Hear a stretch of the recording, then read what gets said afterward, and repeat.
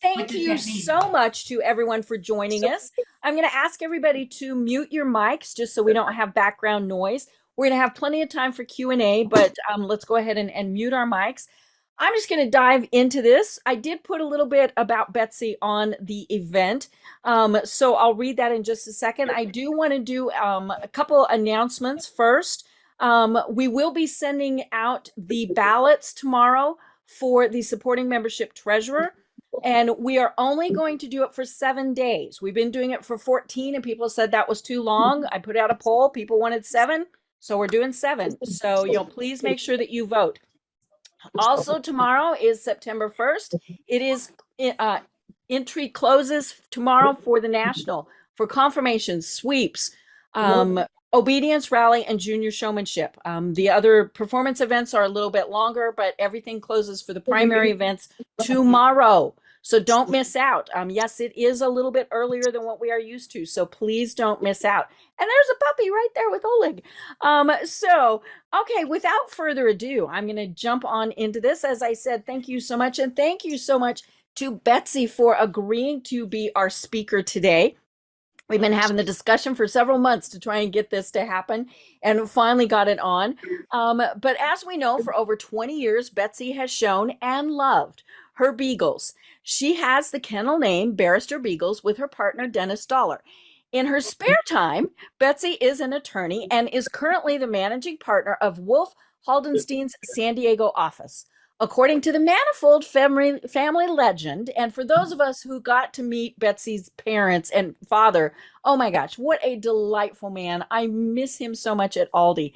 But he swears that Betsy learned to walk by holding on to a beagle ear and she has had beagles campaigning for the last 60 years. So she started when she was like 2.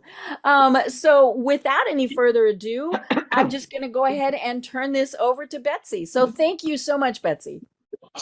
Thank you. So I think the topic of discussion is dog preparedness. And I look forward to getting suggestions from the group once I kind of go through a few things I wanted to talk about first. First of all, I don't need to tell. And first of all, thank you guys all for being here. It is fabulous to see all of you. I look forward to seeing everybody at the Nationals. So why preparedness? Because as Beaglers, nobody knows it better than us that shit happens. You don't want to be that person with the little puppy at the end that all of a sudden is pooping when you don't have the poop bag, and you're looking around and the nearest pooper scooper is 4 miles away. You don't have that poop bag that you swore you put in your jacket pocket that's gone, and you're the person that's looking in that trash can trying to figure out what's the least offensive things that you can use to scoop the poop. So why be prepared? I think Deb and I were talking that it's not if, it's more when these days, the floods in Kentucky, the heat in Texas, the terrible wildfires in California, and they're coming out of the pandemic, people have been ill and sadly died unexpectedly. I mean, it's just a question of if something happens, how should you be prepared? And I think there's a lot of, great ideas out there. I mean, I was chuckling at the fact that the young girl in Kentucky who got flooded in her grandparents' house, she was isolated there and she saw the water rising. She had a small little companion dog. She knew the little dog would not be able to swim. So she very intelligently found a couch cushion. She found a plastic drawer, put her little dog in it. She swam out a door and managed to climb on a roof and wait for rescue. I mean, during the wildfires, I actually had a neighbor who had a miniature horse. She couldn't get there, so she had a friend with a Honda Civic. This is a good friend who loaded the miniature horse in the back seat of the Honda Civic. And we all took turns taking pictures of this horse going through Escondido and evacuating through the fire route. So, I mean, sometimes you have to be creative in how you're going to deal with an emergency, but I think it also is really important to be prepared. And the odd thing that may strike you guys is that it's not really so much first about the plan, but it's first about record keeping. And that's one thing I just wanted to stress, because you guys have all, shown dogs, traveled with dogs, gotten dogs out of an area. So you're somewhat familiar with how to move dogs from one place to another. And for breeders, we have multiple dogs that we're moving, so it makes it a lot more complicated. That's why records are important. You need to have the record of every dog in your care. That record should include their AKC number. It should include their microchip number. It should include their date of birth. Shot records are very helpful, and any medicine that the dog's on. And that record should be in the cloud, on your computer, and also should be in paper. And those records should be updated quarterly. I mean, we get a little lazy sometimes, but we at least do it annually. And those records should be with your dog sitter. They should be with your vet. If you have an estate plan, they should be with your trustee. If you have family members who are going to come in and take care of your dogs when you're gone, they should be with them. So you can identify each one of your dogs. And if someone has to come in and identify each one, they can by the microchip number. You're required to have a microchip on each dog in California. And I don't know about other states, but I urge everyone, as soon as your puppies are born, microchip them. And one of the great stories I have is Dennis and I placed a puppy with a wonderful California family. They were traveling in Texas. And what happens with beagles, they got lost in Dripping Springs, Texas. The local shelter had them scan the microchip. And I actually always insist that the microchip be registered to me as well as the owner. Called us up. At that point, Elise was still alive. She went right to the shelter, got out the puppy, says, "Don't y'all worry now. I got this dog." And, the family was like frantically called me last, of course, and they were both united. So, use a microchip. If your dog is lost, that's one of the best ways to identify and the best way to find them.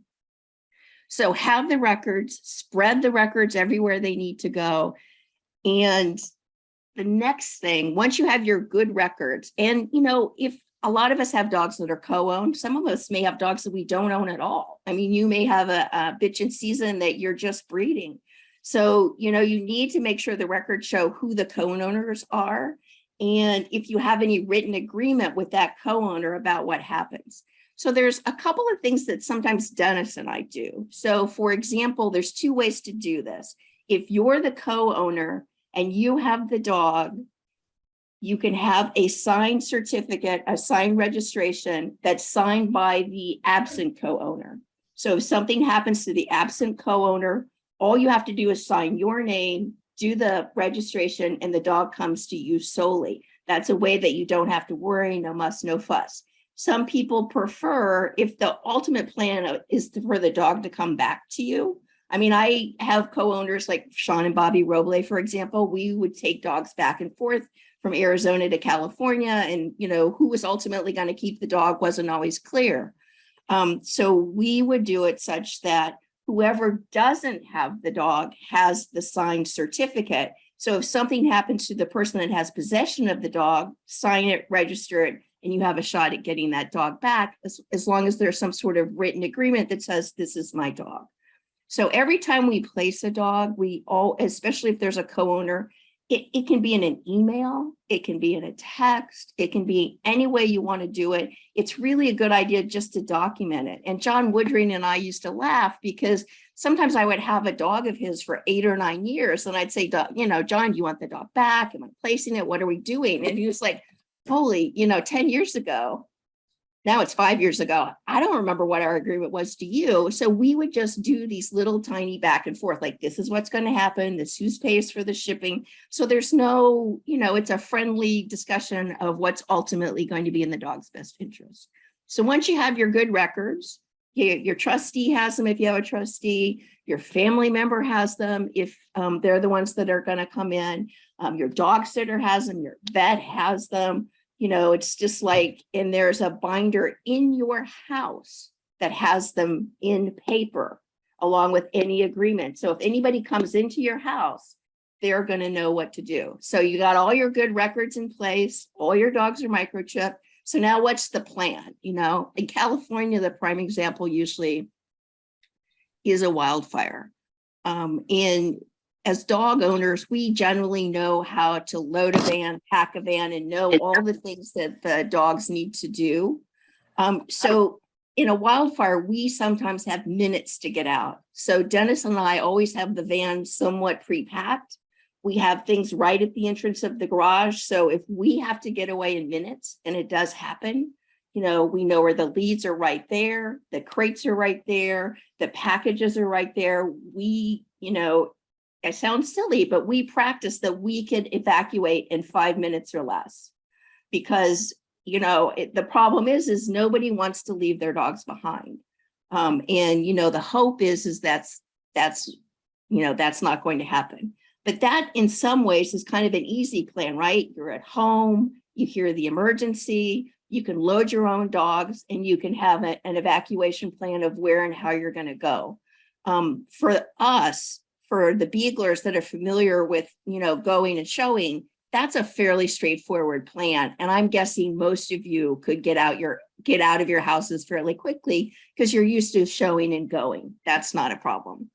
The problem is what happens if you're trapped away from your dogs, or if, heaven forbid, you suffer a sudden illness or killed in an accident, suddenly die unexpectedly. I mean, these things happen, and we know that they've happened this year. So if you're trapped away from your dogs, just like that friend that phoned a friend to get the Honda there to get the miniature horse out, I don't know that I would have been that good a friend, but hey, you have to have a friend that's nearby. Hopefully it's a neighbor. It's my dog sitter lives nearby. I have a nephew now in San Diego, and they all have a key. They have a right of access, and they know where the binder is. They know where the emergency things are. And a lot of times my dog sitter, I'm like, look, that's where the motorhome key is. That's where the van key is. If you have to get the dogs out, here are the leads, go. And, our good friend Nancy, who dog sits from us, she's like right up on the plan. Nobody would get our dogs out better and faster than she would. And we also have a neighbor next door that actually happens to work for the San Diego Zoo. She does the big cat. So, she's very, animal savvy. Our neighborhood is very animal savvy, and they would do the best they could to help evacuate our animals if there was nobody that could get access into our area. So you got to have a plan. Like, who are you going to call? Ghostbusters can't come. Who are you going to call? And I think that's a plan that most of us are fairly familiar with, right? We all have a friend that takes care of our dogs when we're gone. We usually have, pet sitters that we know about. We usually are fairly good friends with our neighbors, so they don't complain about barking dogs. So you have people that you can reach out to and just make sure that they have the key, that they have access, and they know where that binder is. They know where the leads are, and they know where, anything they would need to evacuate the dogs is located. So those two plans for Beaglers, those are all pretty easy. The problem that I think we've had this last year that has triggered some conversations between Deb and I is, what do you do if you're suddenly, especially in the pandemic, it never occurred to me, but what if, we suddenly became ill and we were unable to take care of our dogs, or, a sudden accident? We sadly had a friend at our local shows whose husband was out mowing, had a terrible accident and died, at a very young age. It was tragic. So what then? And I think that's the more complicated decision for everybody to make. And so since I'm a lawyer, I have to first disclaim this is not legal advice. I'm not providing legal advice. By me chatting with you about options for estate planning and potential things that you could do, this is not legal advice. I'm not probably licensed to practice law in most of the states that I see out there. So that's the legal disclaimer. But let me just throw out a couple of suggestions for you. And let me start with what I decided to do. I decided to leave everything. I have things that pass directly to individuals, which you don't need to hear about, but the bulk of my estate will go to my brother. And dogs are considered property, so he will become the owner of my dogs. He knows what my wishes are. He's a dog person himself. My emergency plan would kick in. My dog sitter would come. She knows to come. She'll take care of the dogs until my brother can get here and do whatever's appropriate in terms of placing the dogs. And he'll have my quote unquote written plan. So I want to be clear that your written plan as to who should get what with regard to dogs is generally not legally binding. So if you think by leaving behind this binder that says, oh, Fluffy goes to my friend Deb, and, Nancy should get Pink, and this is, no, that written plan is helpful and is guidance, but it's generally not legally binding. So just to be clear, but it would be informative with my brother as the trustee of my estate. He would say, oh, okay, hey, Deb, look, sadly, something happened to Betsy. She wants you to take Fluffy. Could you do that? And, he'll have that information in the binder. And, if you have 8 to 10 dogs, it makes a big difference. And you may want different dogs to go in different directions. You may have co-breeders. You want them to get offered the dog back. So he would have the task of going through and trying to fulfill my instructions. And if he couldn't, and if, let's say, Deb didn't want Fluffy, which would be really bad, but if Deb didn't want Fluffy, then, my brother can place him or her appropriately. So that's generally my plan. So let's look at our options. You can have a will, which kind of does the same thing I did. You'll have a trustee, he'll put all your assets together and will be informed by your wishes if they're a friend. If you get a family member, like my older brother is not a dog person. He's not a people person either, frankly, but he's not a dog person. So if I had made him my trustee, those dogs would have been all put in a shelter or sold off or done something because they're property and he's entitled to amass the assets. I would be very angry. I would come back and strike him with lightning from the dead. But, these are things that happen when you have a will and you've left your estate to somebody that's not a dog person and will not be guided by what you want them to do. Now, the AKC Gazette has written a series of articles about dog trusts and how to set them up and what you can do. Trusts are a creature of state law. And every state law has a different way of how you can set up a trust. Some have pet trusts, some have trust trusts.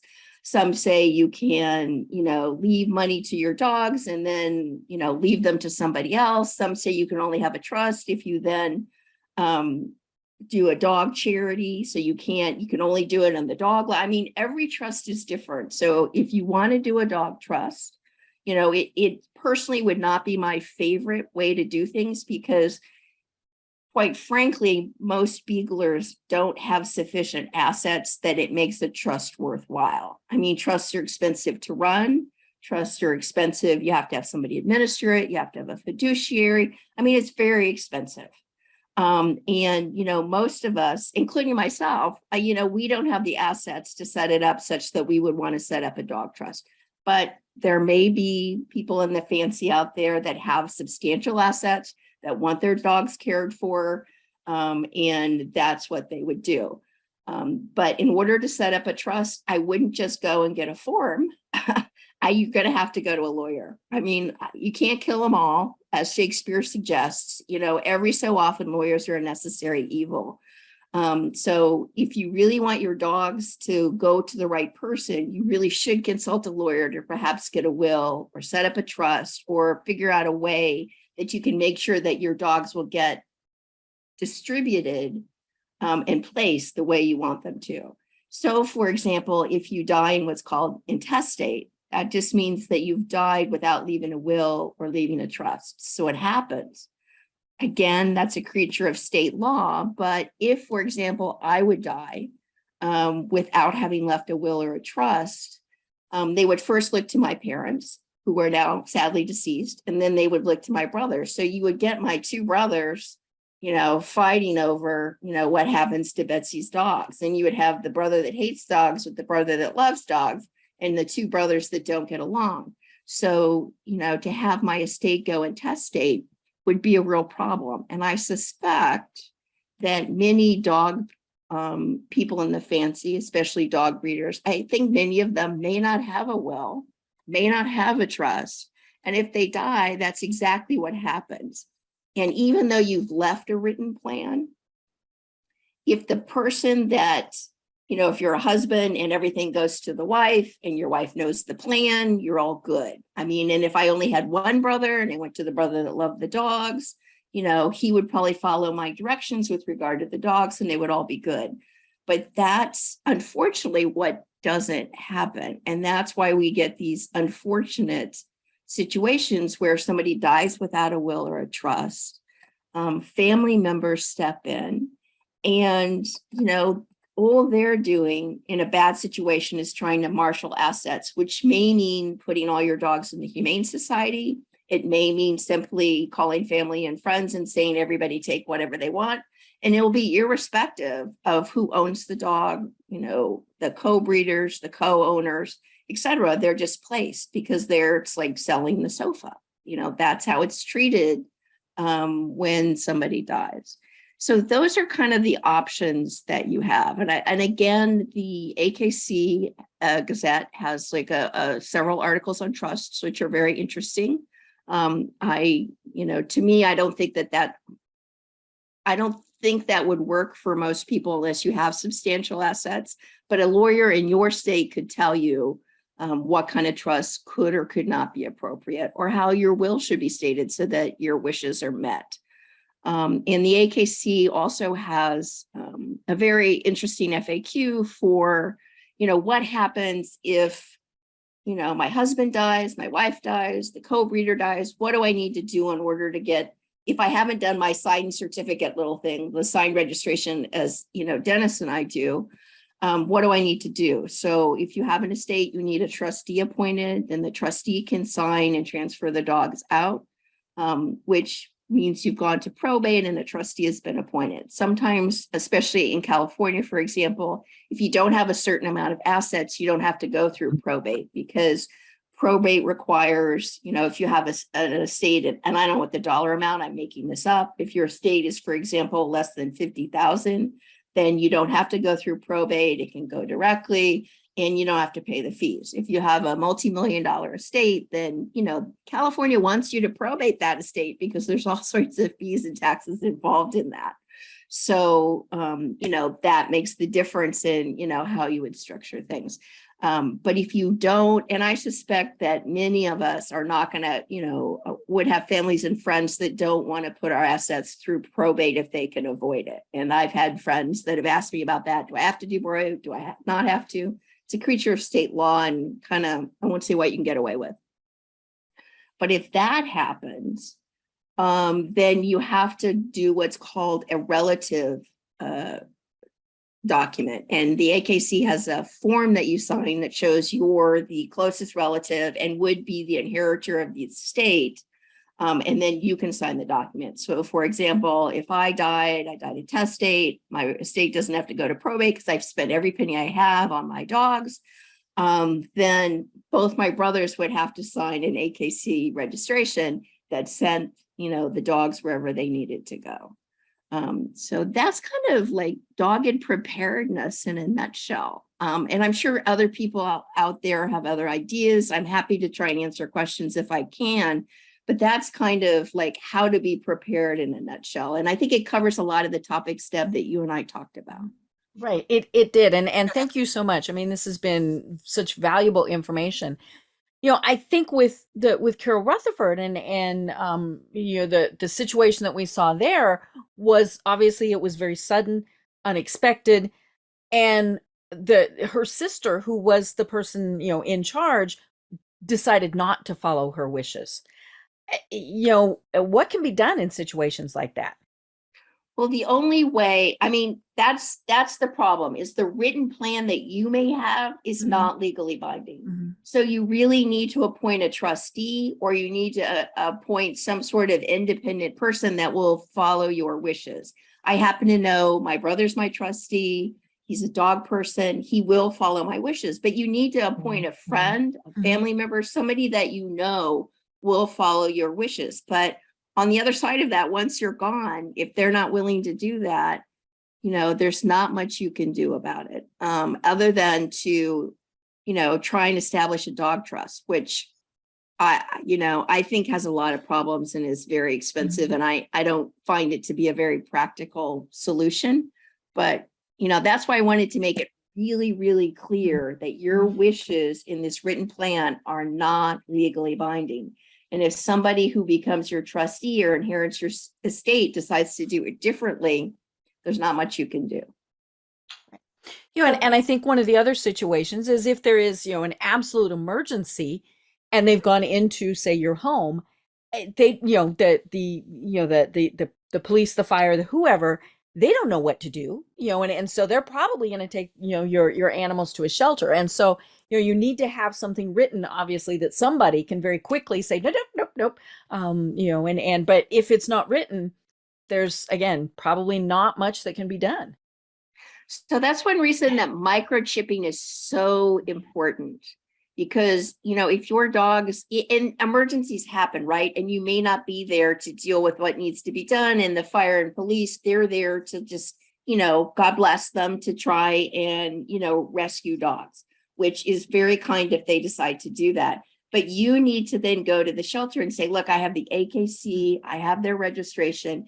These are my dogs. But unfortunately, if they get placed out quickly, then, it's a problem because, under California law, they're what's called a bona fide purchaser, which means it cuts off your rights to go after and get them back. Other than if you go out there and say, look, I'm sorry, this dog ended up accidentally. I'm a breeder. Let me replace the dog. What can I do? But, it's a situation where it can be difficult. I know Nancy wanted to say something. I was going to say, Betsy, is it enough to put a codicil on a will? I don't have anybody that's going to be fighting me for these dogs. I know where I want them to go. The person has agreed to take them and all of that. But just to clarify, would that be enough?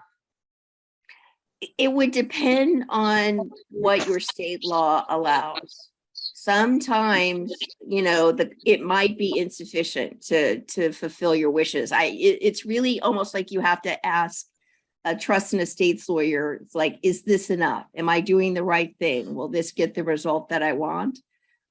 Because all my answer is maybe yes, maybe no. Okay. One thing that I noticed, I was at a friend's house recently, and she said, in case of emergency, she has this on the refrigerator. My name is so-and-so, and these are my contact people, and my animals are such and such, and call so-and-so and so, if they're, in an emergency. And I saw that 2 months ago, and I meant to come right home and do that. Until you're talking about it now, I hadn't thought about that again. But it certainly makes sense to have some kind of direction on the doors to who should take these right away. That's a great point, Nancy. And I do have that, like, back in the laundry room, a big plaque, although I think we took it down for painting, but we did have that. That's like, this is, and I even had copies of their, you have to register dogs in San Diego. So I even had little copies of their registration, their dog tag information, like hanging on the board. So they would know. Right. Very good. Yeah. Michelle Sager posted something on Facebook just a couple of days ago, and I'd seen it before, but I think it's definitely worth, mentioning, is if you have, something coming up, like, say, a hurricane, flip your dog over, take a magic marker and write their name and your phone number, and do it with a Sharpie, so that it doesn't get washed away. And, just something as simple as that, because if they, you might have it on a collar, you might have a microchipped, all those things. But if somebody can just look at your dog's stomach and say, oh, this is who I need to call to get Fluffy home. And because it's just, it's a Sharpie, it's certainly not anything permanent. But yeah, I've seen people do that, especially during hurricanes, where, they might get separated from their dogs, and it just makes it easier to get them back.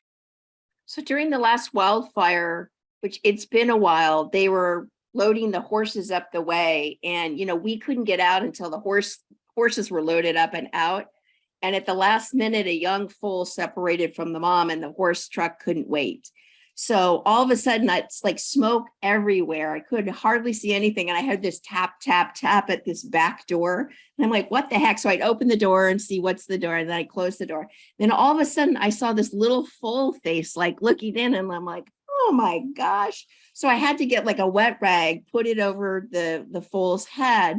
I was just about ready to bring it into the living room when Dennis says, why don't you try and walk it down and see if you can catch the horse wagon? So it wasn't the same horse transport that had its mom, but it was, a follow-up that said they would take it, right? That they would take the foal. And because my living room's not the best place for a foal during a fire, maybe, I don't know, but I was willing to try anything.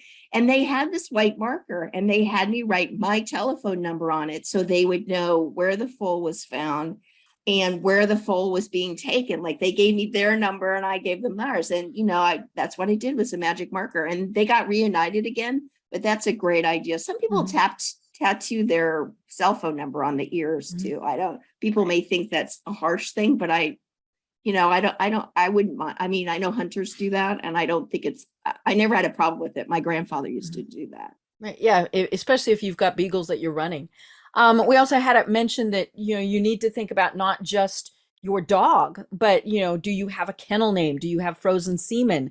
Right. Things like that also might need to be taken care of. I agree. We're just going to open it up for questions. So please feel free to unmute yourself and, or if you want to just put it in the chat feature, do that. But, ask your questions. We've got the expert here. Or if you have great ideas that you should Right. share, like Nancy's idea for that emergency contact board on the refrigerator, that's a super idea. And you can't tell me that all of y'all don't have something to say. Well, I never hesitate. Can you hear me, Deb? Yes. Okay. I have the emergency board not only in the kennel, but also in my house. I have all the medications listed. I have the microchips listed. I have the contact information listed. I have any of their quirks, like if they don't like other dogs or if they're blind, because I got a bunch of old dogs, because we also travel in the motorhome. So we keep that in the motorhome too. And if I'm traveling in the van to dog shows, I have that too. Because if you're in a wreck, people are going to need the information. Also, when we're traveling, we have little travel collars that's got a flat plate on them, that's got phone numbers. Because like Betsy said, anything can happen. I mean, we could be going to the vets and getting a wreck, the dog get loose out of the crate. But that flat collar with all the information on it is a real quick contact, phone numbers, etc. I'm probably OCD about all this. So I try to cover my babies as best I can. The other thing, what Betsy was saying about somebody said about a microchip. I agree, before puppy leaves your house, it needs to be microchipped, and all mine do. But when the people pick up the puppy, at that point, I put myself down as implanter, because that way I'm always on the registration papers, and I make them write the check out and fill out the registration, and I mail it myself. So there's no chance of that puppy's registration not getting in. So I keep hearing from rescues, we got a microchip, but it's not registered. There also are some registries now that charge a yearly fee. And if you don't pay that yearly fee, sometimes they say it's not registered, even though you've registered it. So when you're doing a microchip and you're doing a microchip company, you need to ask them, and then occasionally go in with the microchip ID that the vets use and put a couple of your microchips in and see if they do still pop up. Because I had one not pop up, and it became apparent that this microchip company wasn't cooperating or participating in that website anymore. So it wasn't coming up. So I had to switch where I bought my microchips to ones that did participate. Where do you buy your microchips? I buy it from a company in Louisiana. I think it's Microchip ID. I'd have to look it back up because it's been 8 years since I bought microchips. But they're the one that alerted me to this, because I used to buy Avid chips. And they said, oh, well, Avid doesn't participate in this, nationwide type thing the vets use. And I got to looking and pulling up, sure, they didn't. So I had to change who my Avid chips were registered through, because then that registration would do it. 24-hour pet watch used to be free all the time. And a lot of the rescues, we use that. One of my 24-hour pet watch chips was listed as not registered because the yearly fee, they had gone to a yearly fee. And I didn't know that I had to pay a yearly fee. So then I had to register them with this other one. I can get that information together and I can put it up on the list. That'd be great. If people are interested, just because like I said, I'm OCD about traveling and losing a dog and that kind of thing. And also things happen. Things I use Having GPS done collars. that, I mean, I use GPS collars. I mean, I don't have as many anymore. When I had 16, of course, I'm not going to have that many GPS collars, but I do have GPS collars that I travel with some of them, because at least if they got out, maybe they would stay together. So Several I- people mentioned AKC Reunite. We'd think that would be something that wouldn't go away. And so that's obviously a program. Is there a yearly fee with them? Jen, you mentioned them, so did Kevin. I don't know. No, I give the no's answer. Dennis, Dennis, I think you use that too, don't you? Is there a fee for that? I know there's an initial fee. I just don't know if there's Probably a continuing fee. registration fee, but then not an annual fee. Yeah. AKC No. Reunite does have an annual fee. It does have an initial fee, but it's a one-time fee, and I think it's about $20. And they will register any microchip as long as you have the number. Mhm. Right. And if you do it when you register your dogs, it's only $12 or $13. And see, that's a program that, I hate to say it, that wasn't in existence when I started putting microchips in the dogs. So I kind of learned the old way and kind of stuck with my, the old ways. So, that's probably a very valid way to go now to support AKC and do that. Like I said, they wasn't doing that when I started. And even more importantly, the AKC actually sends the trailers out to all natural Right. disasters. Oh yeah, they're going to be at the Yes. big disasters. Mm-hmm.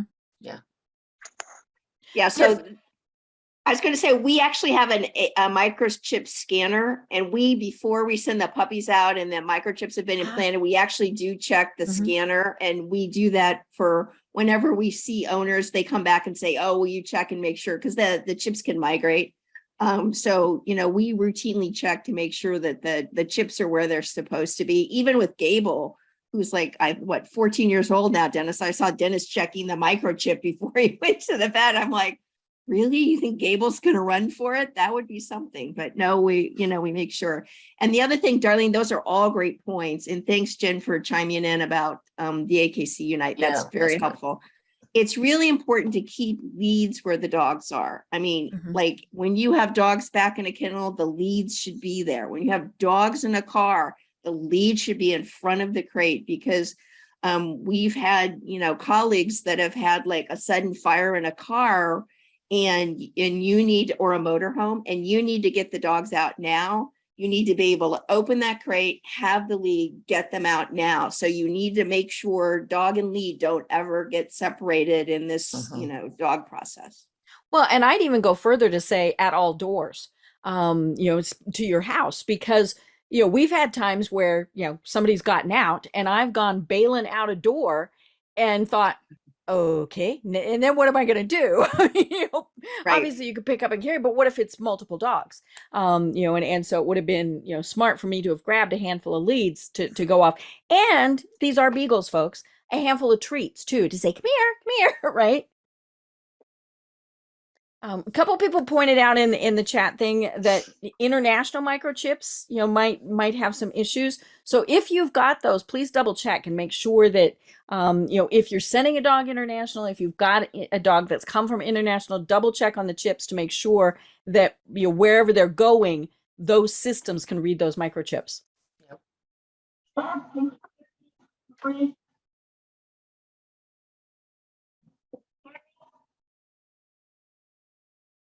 More questions? Oh, come on, folks. You got to have more questions. Thought Marie was coming. I wanted to mention one thing. I'm the one that mentioned about the frozen semen and the website.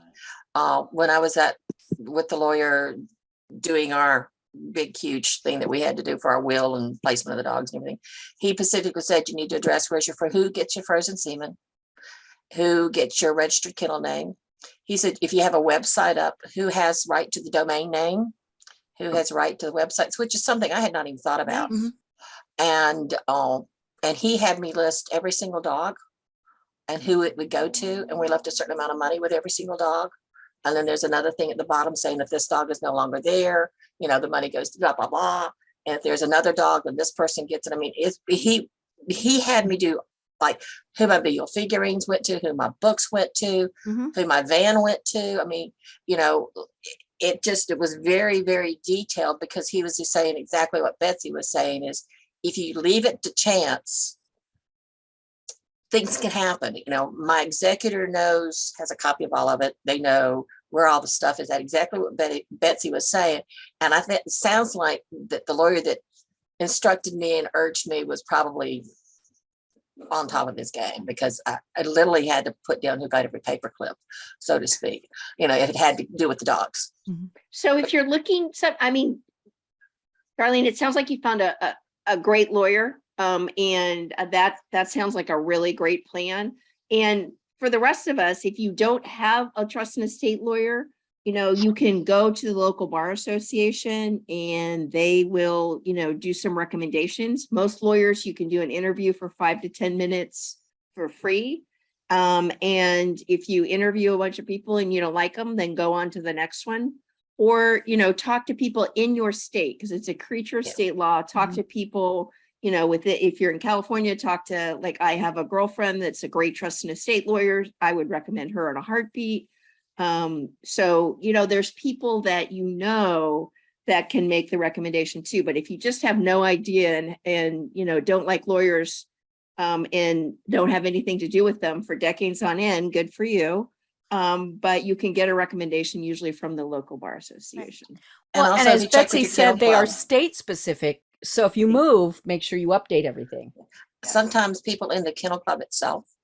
Right. And that's that's why a that's great the way I idea, did, Darlene. was I kind of went to the kennel and was, hey, what are y'all doing about, you know, and they've been like, okay, how do you take care of your dogs? And this one person said, go to so-and-so. He took care of me. And so that's dog people giving me a reference, because that I felt like that would be a good thing to go. Right. That's great. That's an excellent idea. Marie, did you have a question? Can you hear me? Barely. Oh, okay, I'm trying. That's all right. We got it. Okay. No, I just had a couple of comments from what your discussion was. The microchip thing, I not only do AKC, but I do the original company, and I can't remember it now because mine was old too, but it's still there. And so I have them double registered. And then I took 11 of paralyzed dogs when she died. And thank goodness, she died on April 29th that year. On April 19th, she had the vet come out to her house to do all of the annual care and everything. And she had all the dogs microchipped. But it was very helpful. 2 of the dogs I didn't get directly from the estate. Them, I don't know who, but they had to be rescued. And I was able to get them because of the microchip. And I did it to honor Caroline, of course. But it was just, I had kept telling her that she needed to have it written down. She was real obstinate about things at times. But I'm working on that myself right now about trying to get all of my stuff in order. And you're going to have this, Deb, where we can go back and listen again? Yes. So that, okay, because the guy who is my friend, who is my executor, Oh, that'll be good information for him. Yes, that's very helpful. Right. he totally wants to honor everything that I Great. want. But he doesn't. He's not a dog person per se. He loves animals. So Right. So this is really good. Okay. Then I put on the computer, and then I made my 11 sheet. I make it widthwise, and I have the 3 phone numbers on. My friend who's my executor, the girl who always came and dog sit, but she works at my desk, and she only lives a mile from the house. So her, for dogs, for me, call David. For dogs, I call Christy, and then I have my vet number on there.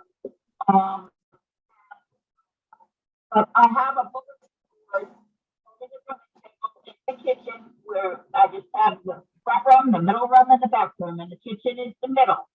I have a bulletin board over the grooming table, and above that is the shelves that I keep all the medicine and everything. So I have, again, in bold, I have that sheet with the phone numbers. It also was on my refrigerator. But in bold, I also have all of my, real bright colors. Readable. All the food for the dog. Who gets what? All the medicine. Everything is right above the medicine, is all there. Because I have so many old dogs right now. I've lost a couple of Carolines, but I have my own old ones and her old ones, and so I have a lot of old dogs. So there's a lot of medicine.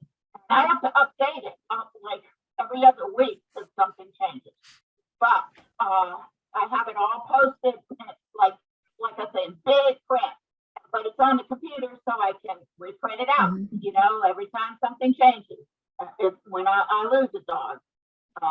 Anything that happens, I have it all ready that way, and so it's right there for anybody to see, and you can't miss it if you come into my house. So that's the important thing. I heard that a while back too about the thing that Nancy said about having it written. That's fantastic. It sounds like you're kind of way on top of it. Yeah, and it's better to have it in multiple places than not enough. Yeah. Well, I have seen too many things in my life where you never know what is going to happen to everybody. Nobody ever knows. And we have the hurricanes. I'm in Northeast Louisiana, Podunk, but we have the hurricane. Yeah. Right. My evacuation place for all the dogs was Caroline. Yeah, we were talking about that earlier. We don't have Caroline anymore. Yeah. Go ahead. No, I was going to say that's a great point. Is you really need to have an evacuation site, and Nancy and Maria, you guys were great to have Caroline. So we try and have dog friendly people to the north and to the south and to the east and the west, so that we, depending on where we get cut off from a wildfire, we can try and get there. And Marie, the other thing that you said that I thought I wanted to emphasize a lot, because you were kind of cutting in and out a little bit, is it's really important to have your kennel labeled. So all our dogs have their name on their crates in the kennel. Right. I think that was a great point. And we also have a bulletin board on the feeding station that has tickets that match up to each dog and the amount they get fed, any medicines that they need. So you have this bulletin board outside and you have the kennel inside. So if a stranger had to come in and figure out, Gable doesn't get 2 cups of food, he only gets half a cup of food, but the pointer gets like 2 big cups. So you can match up the kennel with the board. And I'm not sure everybody heard your point because you were cutting in and out just a tiny bit, but I think that's a great point. And that's really important, especially if a stranger comes in your house. They're going to know who your dogs are, what they should be fed, and especially the old guys, because they can't last very long without the right meds. So I think that's a great suggestion. Right. I've never done the speaker thing before. I don't know how this works, so I'm sorry. You're doing fantastic. You're doing good. Actually. You're doing good. By the time we do the next one, you're going to be perfect at it. Let's see. So Wendy asked an interesting question. What happens if a dog has 2 microchips?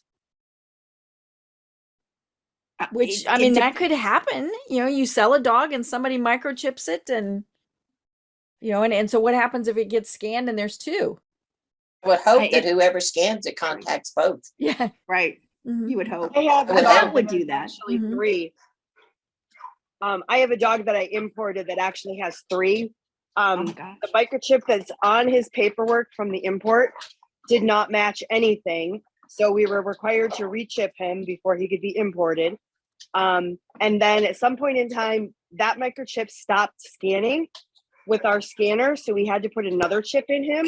And now our new scanner scans all 3 of the chips. I keep all 3 chips registered and up to date as much as possible. Sorry, I'm near the kennel, so they're all barking.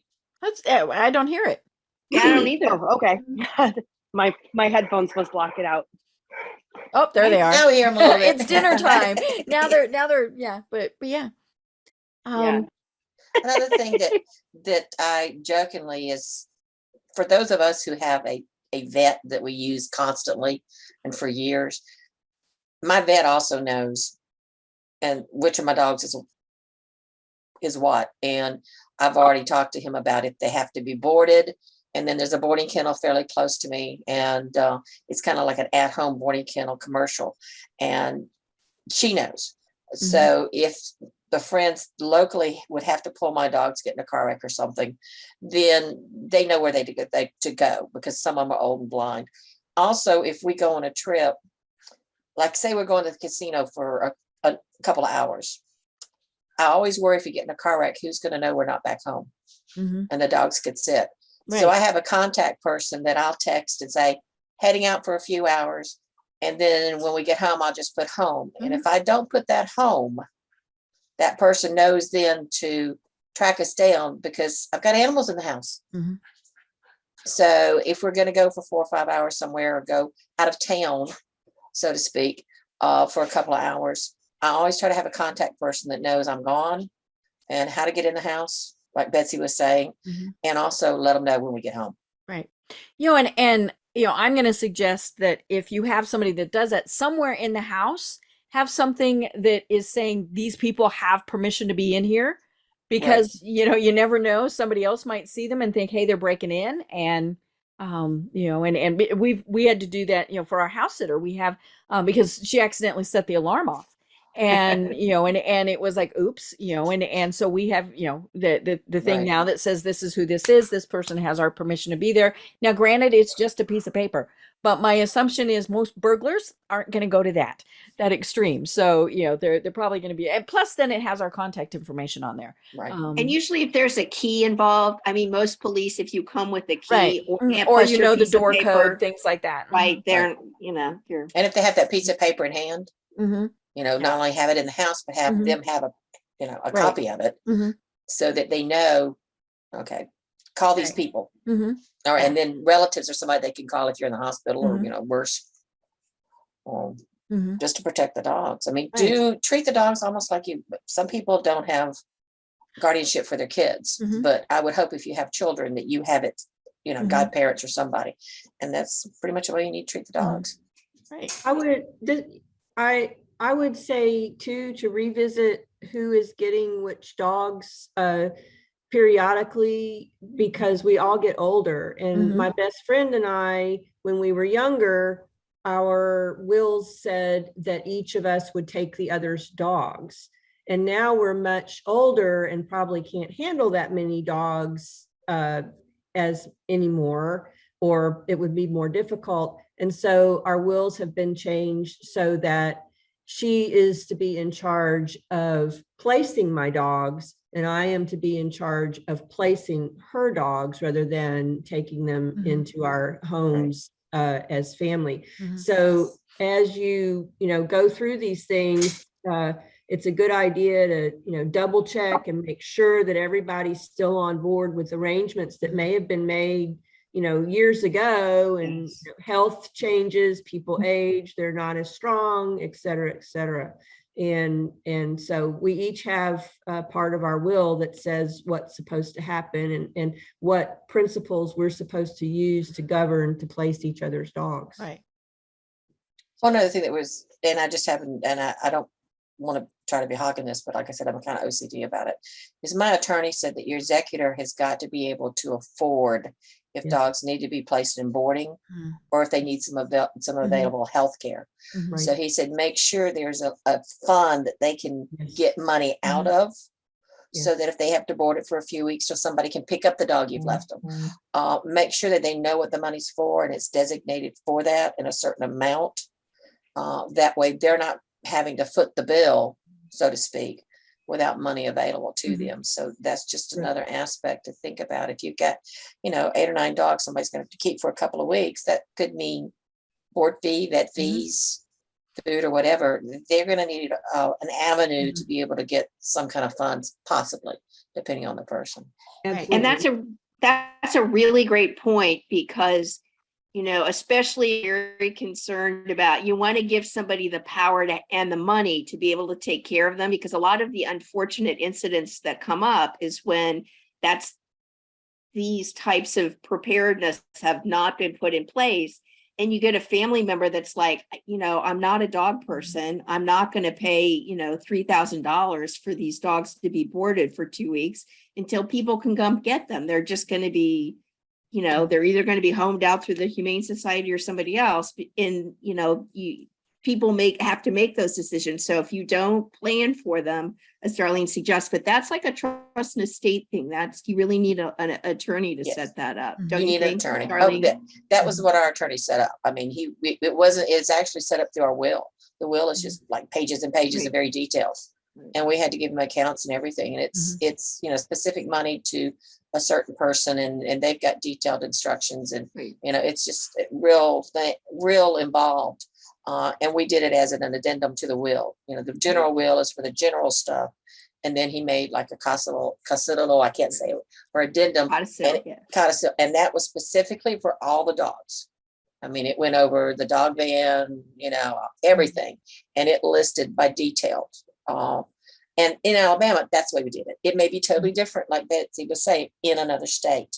Mhm. And Well, then, music to part that you're saying consult a lawyer. I mean, did we hear that? And I wasn't even Yeah. the one that said it. no, I so said, Darlene. I wanted it, to consult a lawyer, and he gave me everything of this, and then he added stuff like if the dogs die off, and this amount that was left for the dog for their care goes to a general type thing. I mean, he really detailed it out for me, and I can't. I hope it's enough. I've tried the best I could.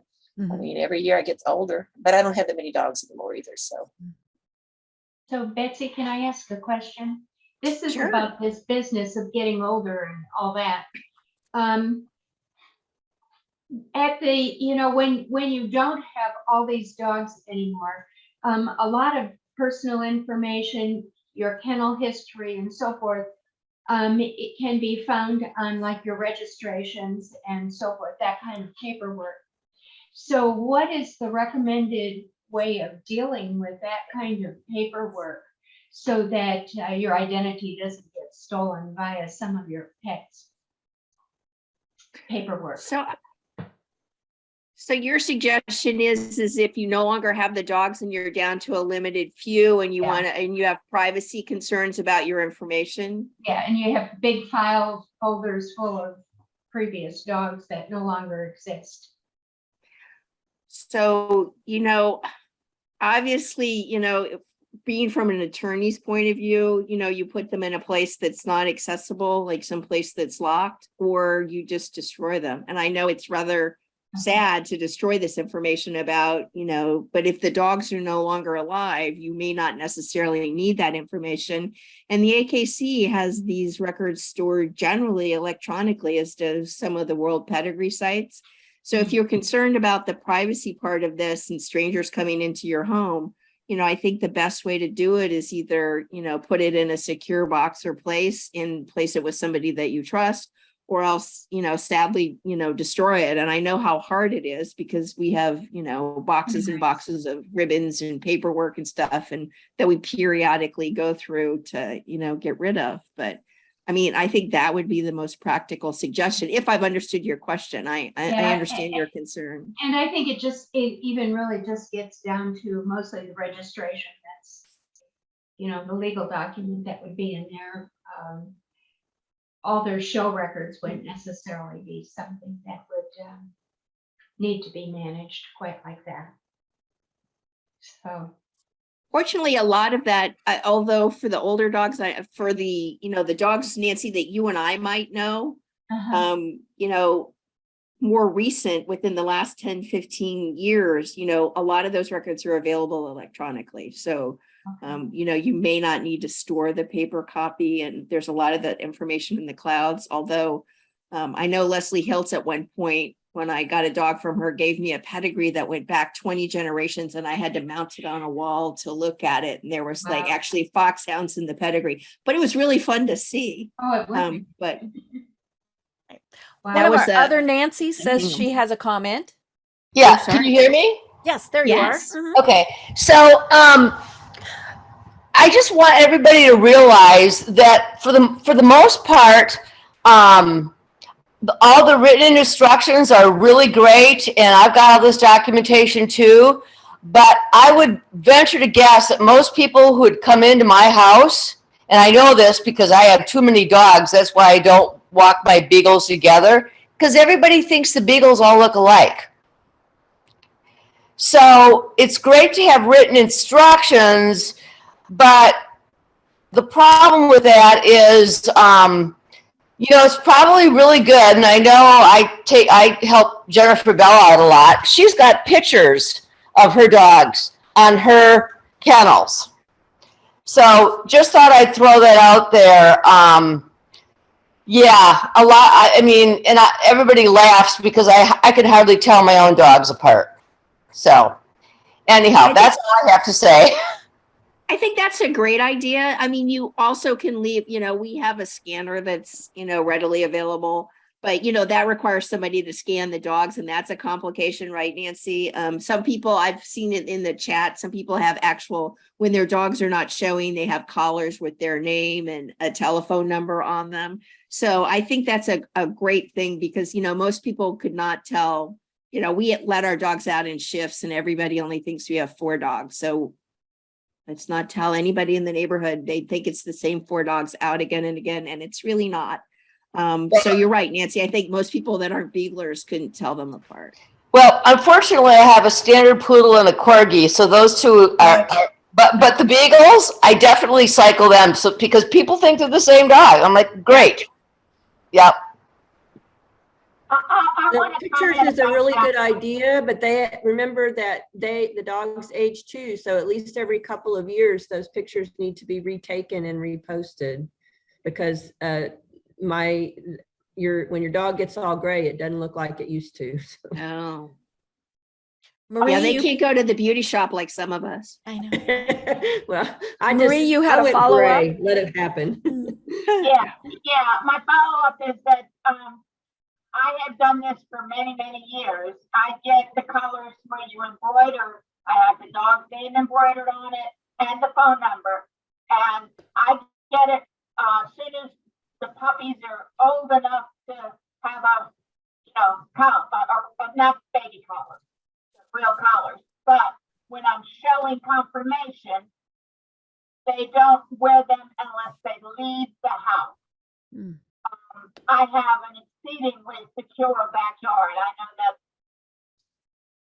a funny thing to say, but I mean, cement all the way around on the inside, 3 feet wide, 3 fences, 6 foot, 7 foot fences, privacy fences, and chain link on the outside.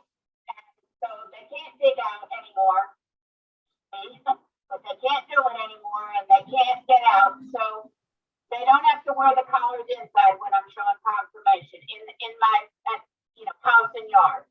But when we go in the car, the collar goes on. And once the dogs are champions, I don't special. Never could afford that. But I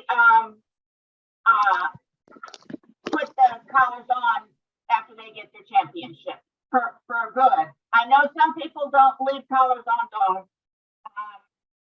On wood in almost 50 years of showing dogs, I've only had one time a mount get caught in a collar, but thank goodness I was right there. So I know that can happen. I'm not saying that, but that's how I do it because I just, like Darlene says, better safe than sorry. I'm kind of anal about all this. And so that's the funny thing for you. I'm in Louisiana, which is Napoleonic code. Yes, it is. Well, and I love that you having it embroidered on there. Totally different. Yeah.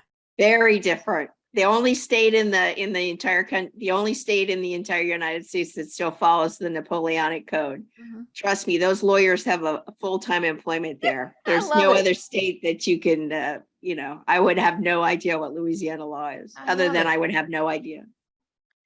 Well, folks, I want to be very cognizant of everyone's time. I think we're in at least 4 different time zones here. Planning these is always a little bit of a challenge. I'm ready to go to bed. Betsy's ready to have dinner. If you didn't get your question answered, please let me know. Betsy's smart enough to not be on Facebook. So, let me know and I will get the answer and then we'll post it because no question is unique. If one person is wondering it, somebody else is too. So please, don't hesitate to do that. As I mentioned, we will get this up on our YouTube channel and I'll get that information posted too. Anybody have any final quick questions for Betsy? Betsy, did you have any final thoughts you want to pass on to everybody? No, I just want to say thank you. It's great to see everybody's faces. I can't begin to tell you how much I've missed seeing everybody, especially during COVID when we're not traveling so much. So I look forward to seeing everybody at nationals. You guys all look fabulous. You don't look like you've aged a bit. I'm a little jealous.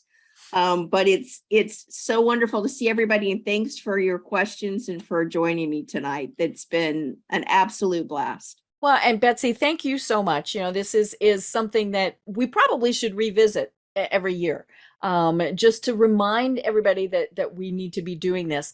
You mentioned the national entries close tomorrow, entries close tomorrow, entries close tomorrow. So don't forget that. Also, don't forget to vote for the supporting membership treasurer. If for some reason you don't get your ballot, let me know, because sometimes email gets cranky with us. So please make sure that you do that. As I said, thank you so much, Betsy. Thank you to everyone. I was kind of keeping a running count. We had over 25 people that jumped on this. So it's clearly something that is an important topic for folks. Thank you, Safe- Betsy. Thank you, Betsy. Safe travels to everyone. Yes, thank you. I know for those who are going to Amana this weekend, everybody be careful. And, we will see you all in 3 weeks.